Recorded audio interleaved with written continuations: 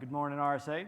Thanks so much for joining us for our talk on leveraging the endpoint security framework for behavioral detections. I'm Jaron Bradley, and I'm here presenting with my coworker Matt Benyo. We both work at Jamf Threat Labs, where we focus on finding new ways to detect malicious activity on macOS devices. So over the past few years, this has meant leaning pretty heavily into Apple's endpoint security API or security framework, depending on how you've heard it.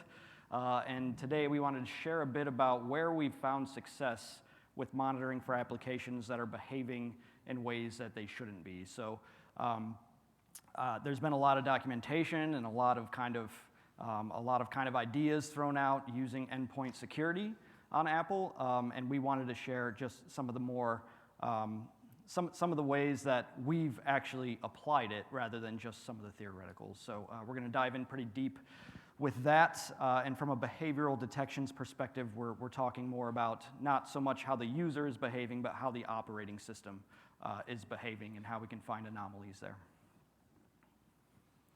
So if you're here, there's probably a good chance you've heard of the Endpoint Security API. But regardless of what your level of exposure is, we want to go back and put it into the context, into the environment that kind of spawned its existence. So if you're building an endpoint security tool for an operating system, you essentially need two things. You need sources of information about events that are happening on the operating system that will feed into your analysis and your detections. But you also need some way to act on those detections. When you find something that you don't like, you need some way to exert authority onto the operating system. That could be killing a process, maybe preventing a file from being deleted or modified. And historically, the kernel, the heart of the operating system, is where we would go to access this data and to exert this authority. So for macOS, until recently, if you were building an endpoint security tool for the platform, you would have to build a kernel extension. And the tools at your disposal would be things like the OpenBSM audit trail. There was the KAuth kernel programming interface, which would give you some limited controls, but not quite what you'd need for an endpoint security tool. And then there was also the mandatory access control framework, which had the authority and controls that most vendors were interested in, but it was unsupported and undocumented and basically off limits to anyone but Apple. So you'd build these kernel extensions, which were difficult to develop and maintain, and often you'd end up creating new security issues because even minor issues would lead to bugs and things like kernel panics. So these limitations became big obstacles to innovation in the macOS security space, and it's kind of had this historical reputation as kind of lagging.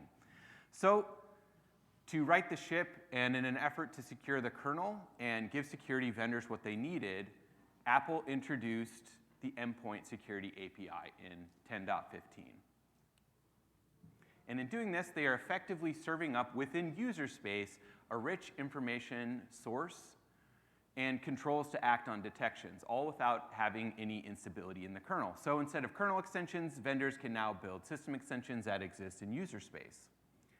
So the way this works is that when an event occurs, the kernel will actually send information to all of the system extensions that are subscribed to whatever that event type is, like a process create, for example.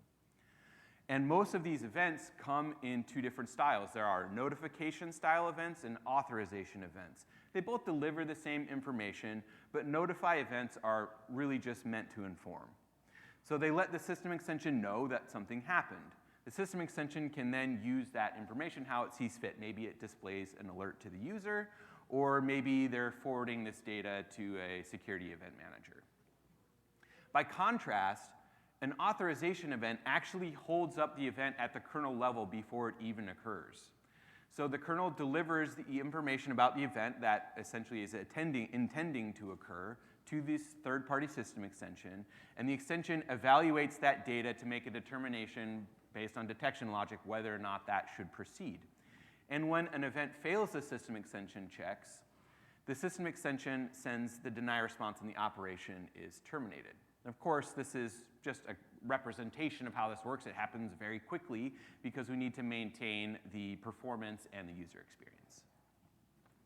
So static detections, they've been around since the early days of antivirus, and they continue to stick around because they're an effective means of detecting malware. Based on the way auth events work, ES really complements static-based blocking super nicely.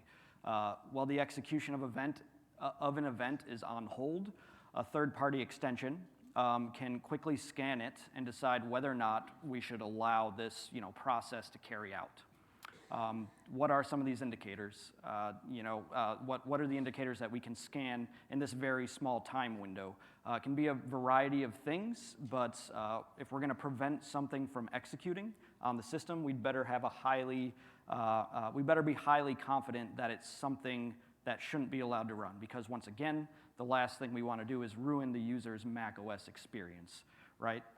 So for this reason, traditional indicators of compromise, such as developer IDs or team IDs, file hashes, and things like Yara rules work really great. We can watch a process about to be created. We can do a quick scan of that if we want it to run or not, and then we can block it if we don't like what we see. There are, of course, other options, such as machine learning algorithms, but whatever you end up using needs to run in a very, very quick time window. So this is where behavioral detections come into play. They've been around for a while, and they've increased in value as security experts have created a better baseline of what normal activity looks like versus anomalous activity. The downside with behavioral detections is that they do tend to have a higher false positive ratio, which makes sense because you're looking at a broader pattern of activity versus something very objective like a file hash or a set of strings that appear in a file. But when this is used correctly, it's a very worthy trade-off because it allows us to do things like catch unidentified malware and attacker activity. So to illustrate what we mean by these behavioral detections, let's start with something simple. We'll call this example the fake file extension. So as a user, you take a look at your temporary directory and you notice that you have a PDF file called a.pdf. Already pretty strange, but if we take a closer look and examine this with the file utility, we can see that it's not actually a PDF, it's a Mach-O executable that's pretending to be a PDF. Masquerading file extensions in this way is something attackers have done for a long time, and they do it to better blend in with the operating system. And somewhat ironically, these types of kind of cheap, evasive maneuvers end up making really reliable detections because there are very few benign reasons why an executable program would be disguising itself as a PDF. So as you can see, all we really did here, this is a very simple type detection, right? We take a file being written to temp, kind of strange already. We perform some additional checks after that to actually see if this detect is of any further interest. And truth be told, some of these factors that you see at the bottom here might be interesting by themselves, but combined together, they would likely make a very reliable detection on the macOS platform. So we'll demonstrate a slightly more in-depth example of a behavioral detection with something we call plist disguised as Apple. So inside your system library launch agents directory, we have a normal example of what a launch agent should look like. So launch agents, when your system boots up on macOS, your launch agents kind of get iterated through and they launch software at startup, right? If malware is going to persist, we usually see it in launch agents or launch daemons. So this launch agent belongs to the macOS sysdiagnose helper agent. We can actually tell this by simply looking at the file name. Apple encourages developers to follow suit and name all launch agents and daemons using this reverse domain name notation. So by looking at this file name called com.apple.sysdiagnosehelper.plist, we should immediately know that this plist is part of the operating system and belongs to Apple. A long time ago, malware authors caught on to this fact as well, so they began calling their own malicious daemons and agents com.apple.fill-in-the-blank, and this causes their malicious agents to blend in with the operating system as well, and makes it a needle in a haystack situation when looking through just file names for suspicious persistence. So if we look inside of this file, this legitimate Apple one, the launch agent, what it's going to run at startup is sysdiagnose helper. If we take a look at the signing information of this binary that's going to run at startup, we'll see that it's signed by Apple as it properly should be. But let's take a look about how this looks in a counterfeit situation when it's being used by an attacker. So the attacker adds a launch plist to persist their malware. And so that's the first thing we look for, is just the creation of one of these launch daemon or launch agent plists. And then next, we look for the name to begin with com.apple. That's the second condition we're looking for. And having this show up in like the user's launch agents directory is already a pretty suspicious scenario, because with very few exceptions, Apple has already moved all of their launch daemons to the SIP-protected system library. So, already we can detect on this there will be some false positives. We've been able to eliminate these by doing some additional checks. So, as Jaren mentioned, we can look inside of this plist, and it'll actually give us a path to the program that it intends to run. And we see that there's this thing called System Keeper. So if we do additional checks, we go to that file path, we can check the code signing information, because if this plist is called com.apple, that implies that this should be an Apple-owned binary. So we check the code signing, and we find that, hey, this thing is not even signed. That's a huge red flag. And so we know that something odd is going on. This detection has actually served us very well for many years, and malware families use this over and over. One interesting note, though, is that a lot of times it's new kids on the block with their fancy kind of espionage tools that they're putting out there that are using this technique, because the adware companies that have been in the trenches for years and years know that this is something that AV and EDR vendors have become hip to, and so they don't even bother with this anymore. But there will be malware written tomorrow that will attempt to use this technique, and if you're looking for the behavior rather than a specific file, it's an easy way to catch new malware. So far we've talked quite a bit about different behaviors and checks to perform with file activity. Let's pivot a bit and take a look at what suspicious process activity looks like. So we're going to give an example here by showing off a single exec event. So let's say maybe you're a threat hunter or whoever, that you encounter a process execution event in Splunk.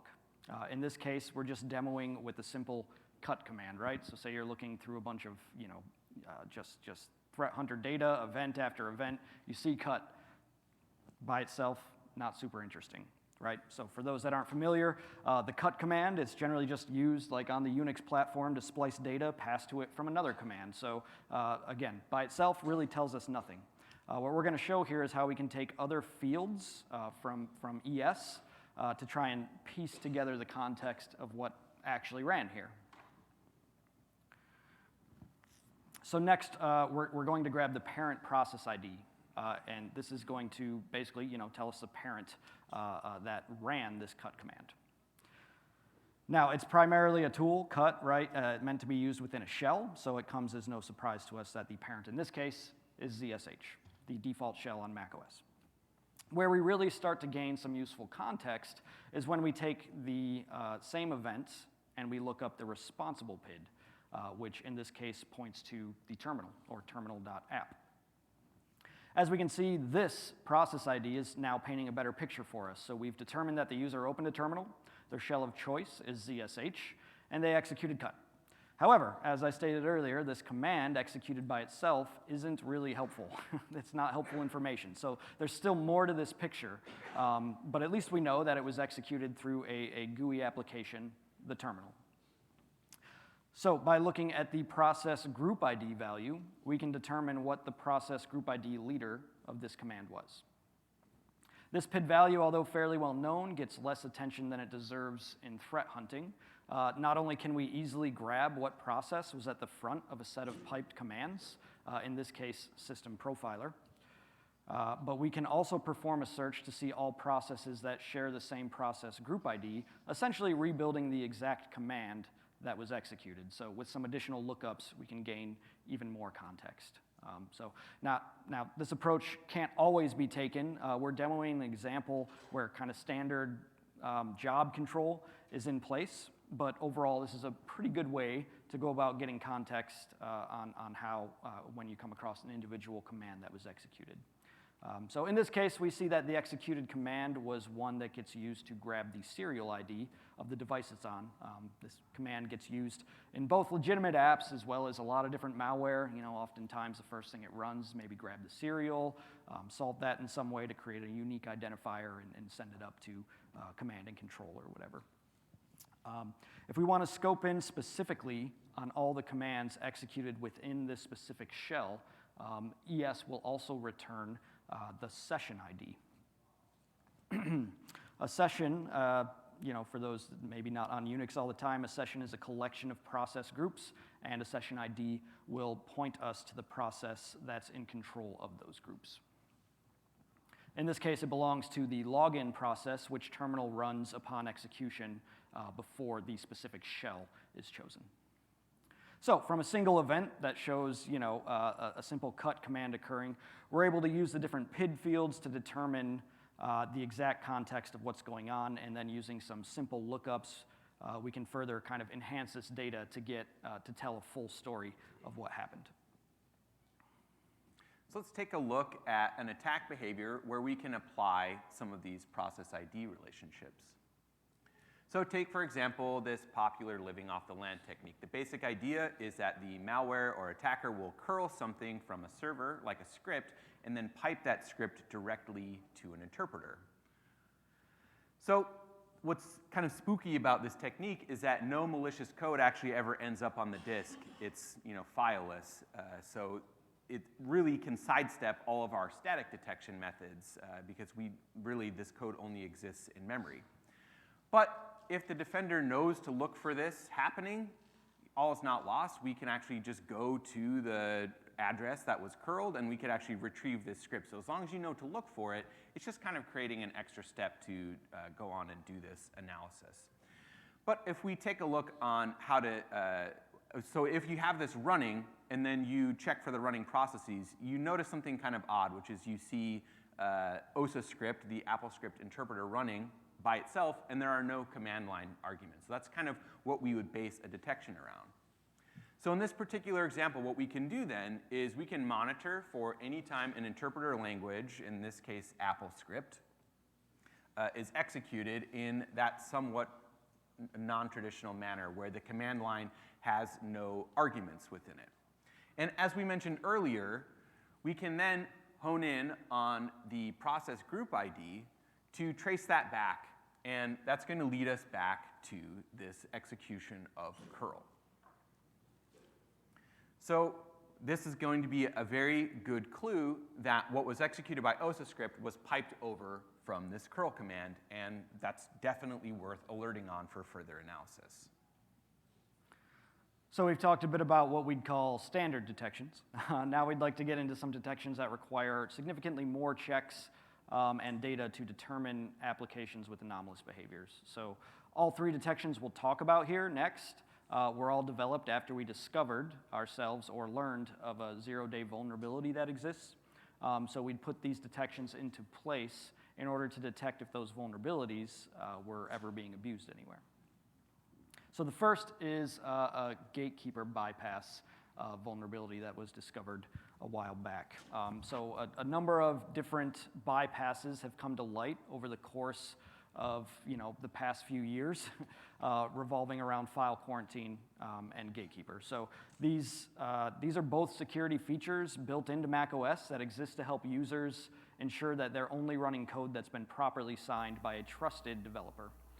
So in this slide, we see that the user who downloaded this app, this toxic.app, would see a result like this gatekeeper prompt, because the code that they tried to run or the application that they tried to open was not signed, and therefore Apple has deemed it untrusted and there should be some block in place that says, hey, you shouldn't really be running this, it's not trusted by us. So a while back, researcher Cedric Owens discovered a method that allowed apps to incorrectly pass these gatekeeper checks. We created a detection once we heard about this that looks for this vulnerability and soon discovered that a variant of the Schlayer malware dropper was already abusing this in the wild. So before it was even discovered by researchers, this had been being used in months by a adware dropper, oddly enough, and we had some detections that picked up on that. So let's walk through some of that. But before we get into those detections, we got to talk about the vulnerability and how it existed. So before abusing this bypass, this is how Schlayer, the Schlayer dropper, would convince you to override Gatekeeper because they didn't want to sign the malware. It costs $100 to buy a Apple signing certificate, and once your app is discovered, it gets blocked by the team ID, and you have to start all over. So there are reasons for not wanting to sign the malware, right? So they would do this by convincing users to override Gatekeeper by literally providing them with instructions how to override it in their installer graphic. So this simply consists of right-clicking the application and selecting Open rather than double-clicking it. It seems very basic, but users fall for this a lot. We do see that this still results in a prompt informing the user that it was downloaded from the internet, but they're still given, the app is still ultimately given the stamp of approval if the user would like to continue and open it rather than it just being blocked. So that's how the attackers used to try and convince you to open their malware. But here's what the new Schlayer malware with the Gatekeeper bypass embedded in it looked like at the time. It's just a simple double click on the downloaded application, and it's game over for the user. They don't have to right-click the application or click through various warning prompts. This completely unsigned malware would just execute and perform a bunch of background activities while the user was none the wiser. An additional note to make here is that although this looks like a PKG installer, it was actually just a weaponized application that uses a PKG icon. But how did this bypass actually work? It worked in cases where an application did not contain an info.plist file, and it's used a script as its primary payload instead of a Mako executable, as Apple was generally more expecting. If these two things were true, it would be given the stamp of approval from the Gatekeeper security check. So let's think about how we could go about detecting this being abused by rewinding and reviewing these events as they play out. So first off, when an application is opened, a message is sent to launchd, which then goes on to open the application. So by looking for launchd being the parent process, it doesn't narrow down much because launchd is the parent of the majority of the processes on the system at any given time. But if it is a clicked application, this will always be the case, so we can rule out some false positives by specifying this. Our next check is going to be ensuring that we are actually dealing with an application bundle. And one really simple way we can do this right from the ES data is just for looking for this telltale string, the .app/content/macOS. The executable is always going to have that in its path, and so if we see this in the bash process command line argument, we are confident this was something that was launched this way.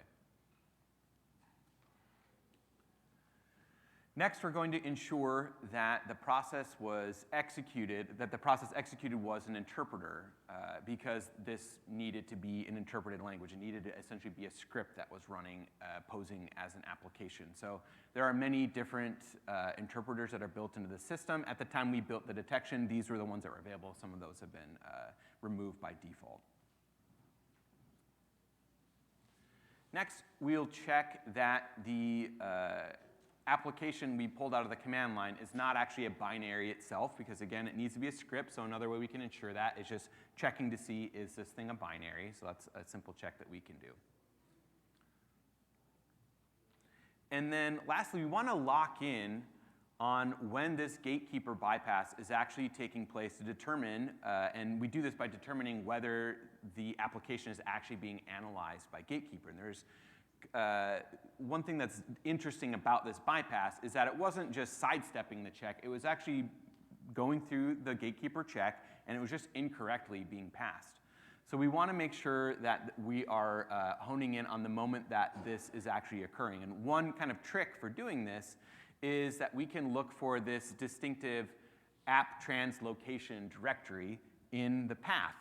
So this is kind of a quirk of Gatekeeper. So when you click on something that is being checked by Gatekeeper, it's actually moved to this randomized app translocation path, and it hangs out there so that it can't be tampered with while Gatekeeper is waiting for a response from the user for the Gatekeeper prompts.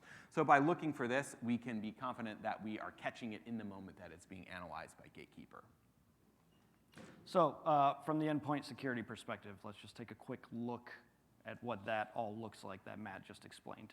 Notice here that we can do almost all these checks required upon pivoting around a single exec event. So the first thing we're going to check is the parent of the created process is launchd. Process ID 1 will always be consistent. Next, we take a look at the command line arguments and we check to see if an application is referenced there. Instead of checking the command line arguments, this check could be done by looking through the script field that Apple now provides within exec events, but we do see that there is an application referenced here. Next, we grab the path of the executable being exec'd, and we check to see if it matches an interpreter language. In this case, we do see that it's bash. And then we take the application from the command line arguments and we check to ensure it's not a Mach-O binary, because again, Mach-O binaries wouldn't trigger this bypass. And then finally, as mentioned before, we're going to check that the app is being analyzed by Gatekeeper, as we only want to trigger at the time if a bypass is occurring.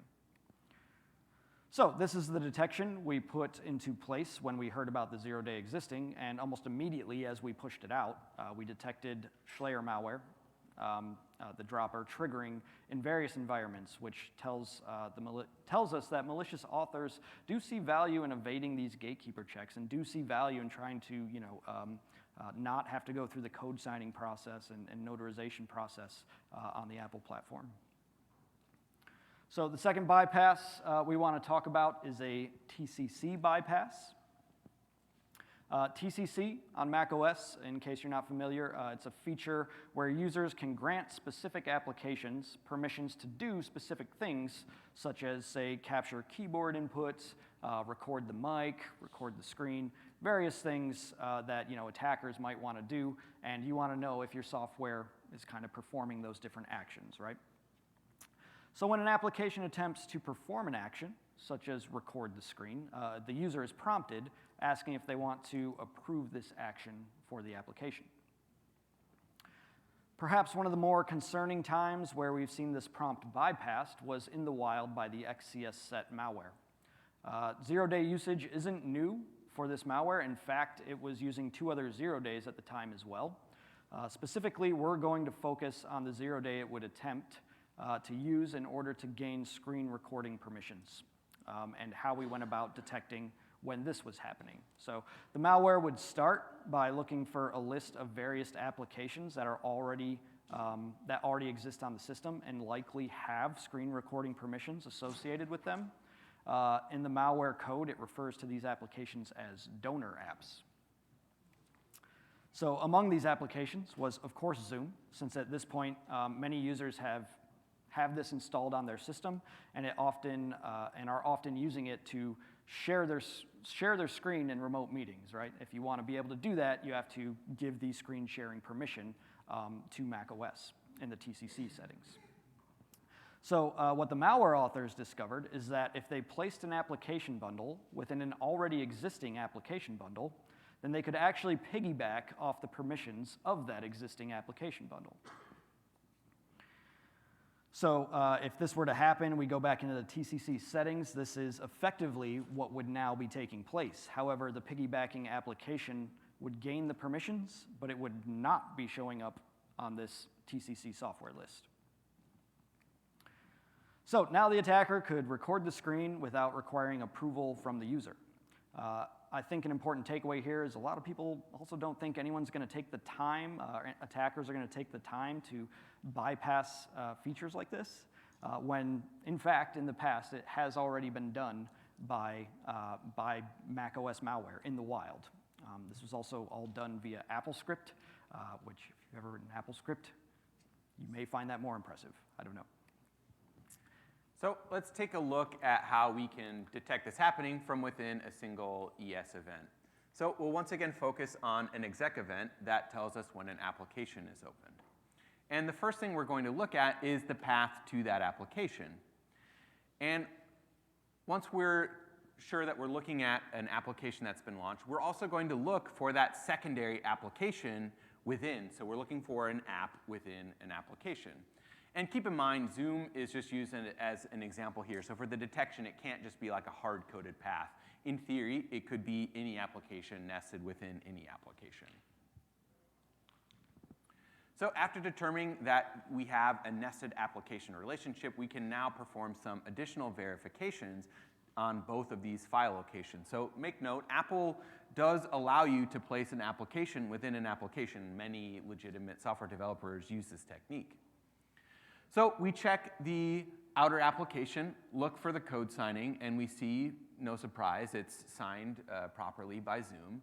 But then when we check the injected application and check its code signing information, we find that it is not properly signed by Zoom. In fact, it is self-signed. So even though it is legal, so to speak, to put an application within an application, it would be very unusual for the inner application to have signing information that is different from the outer application. We generally see when this is done legitimately, these are going to have the same signing information. So being able to show that these have different signing is going to be a huge red flag, totally worth further analysis. So there you have our detection logic. We're looking for the execution of an application. Then we look for an application to be nested within that application. We look to see that the outer application is properly signed and that the inner application is either unsigned, self-signed, or has a team ID that is totally different from the application that it is nested inside of. So lastly, next we're going to talk about one more gatekeeper bypass that we were able to detect. This vulnerability was actually found by one of our teammates, Firdaus Seljuki. We reported our findings to Apple, and he was credited with a CVE for this. So just a little bit of background on this. You have to kind of quickly understand some of the basics of how Safari operates. So when Safari is used to download a zip file that contains an application, there is this kind of distinct behavior. You download the zip file, it appears in the dock momentarily, and then almost instantly it is unzipped and appears just as the application in the dock there. So by default, the reason this is that Safari will actually automatically open what it deems safe files, and apparently zip in itself is considered one of these safe file types that it's willing to open. And it makes sense why they would have this. When you're downloading a file, you can't download a directory. You need to download individual files. An application, even though it's abstracted away as a single thing, is just a directory bundle. So one way to kind of make this feel normal to a user is by zipping it up, and then having this kind of convenience feature makes that much easier for the user to process what's happening. So it does make sense why they'd have that, but just as a quick note, one nice recommendation for security would be maybe to disable this feature in your environment. So if we quickly kind of rewind here, and then we watch all of that in slow motion using endpoint security, what we would actually see is that after the archive download occurs through the Safari sandbox, or through Safari, the sandbox is actually what's responsible for creating a temporary directory and then handling the unzipping of the archive into the temporary directory. The Safari sandbox then takes the quarantine extended attribute and applies that extended attribute to an unzipped application. Now this part's really important. When an application is opened, its extended attributes are checked by the system. If this quarantine attribute that you just saw get put on there is on the opened application, that's when the system knows that this app needs to be checked by Gatekeeper upon its first execution. So that last step you saw there is very important.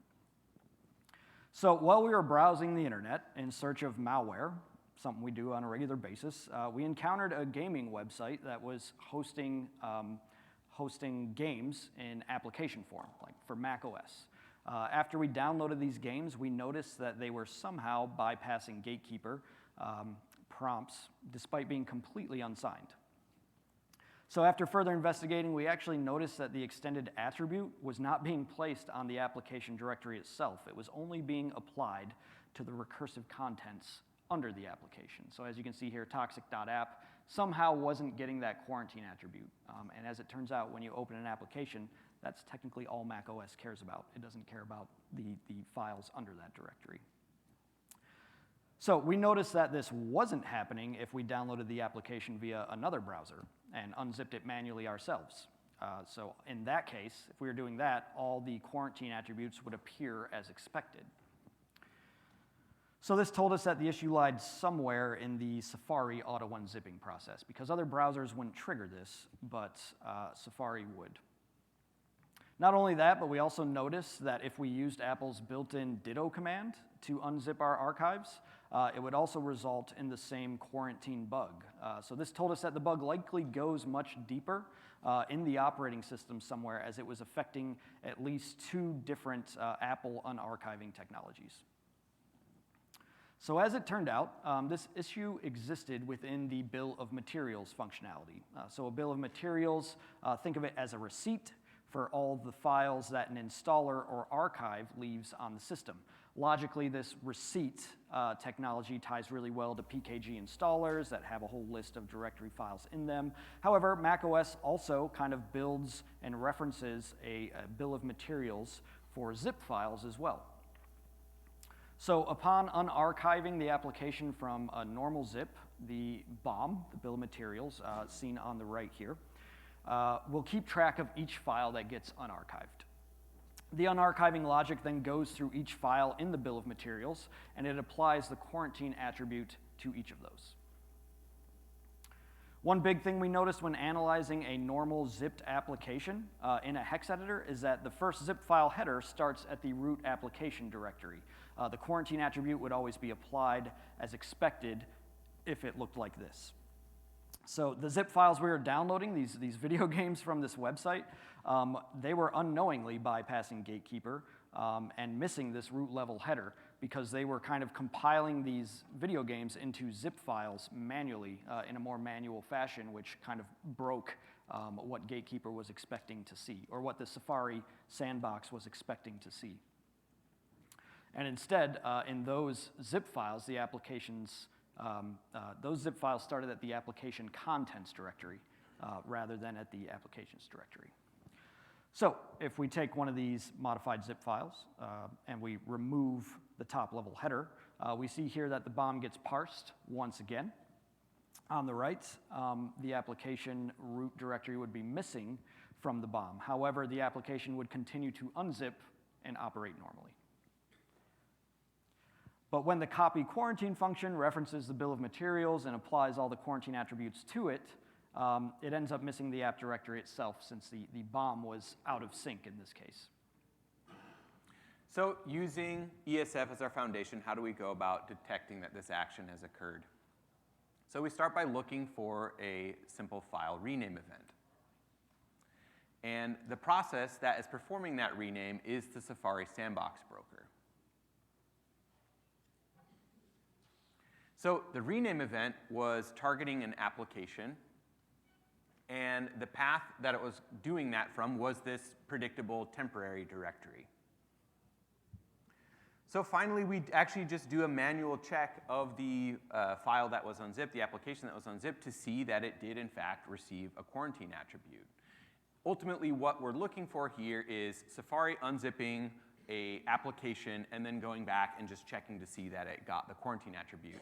And essentially, we're looking over the shoulder of the security functionality to make sure it's doing its job as expected. And this, I think, really highlights the beauty of behavioral techniques, because all we're looking for is the end state, that, hey, something got downloaded, it got unzipped, it didn't get quarantined. We don't need to know the method, but it can give us a heads up that some type of zero-day vulnerability was exploited without knowing the specific method. So where do we go from here? First and foremost, make sure that your company is using software that feeds off of Apple's endpoint security. If you're using security software from macOS, make sure it's feeding off of endpoint security. So the ES API has been out for more than long enough that it should be at the core, really, of any software collecting telemetry data or recording macOS events. So not only that, but it's far more stable than previous solutions that Apple was providing us with. If you're on the more technical side and you're looking to get a better understanding of macOS security, start by familiarizing yourself with tools that Apple now provides, starting with macOS Ventura, to start investigating what ES data looks like. The best example here is ES Logger, which allows you to specify which events you want to see on the system as they occur in real time.